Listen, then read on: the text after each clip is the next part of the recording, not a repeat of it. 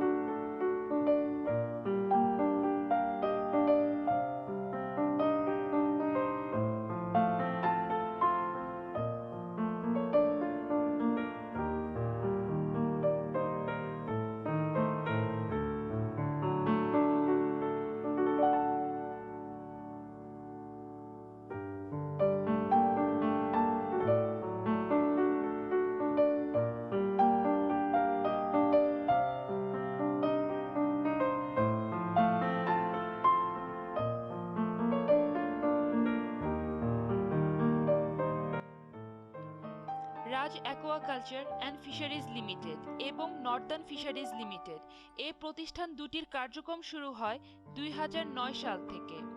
রাজ quality feeds হতে উৎপাদিত পণ্য প্রতিষ্ঠান দুটিতে শুরু থেকে ব্যবহার করা হচ্ছে। ফিশারিজ দুটি হতে উৎপাদিত রেণু নিজস্ব চাহিদা মিটিয়ে সারা দেশে সরবরাহ করা হয়ে থাকে।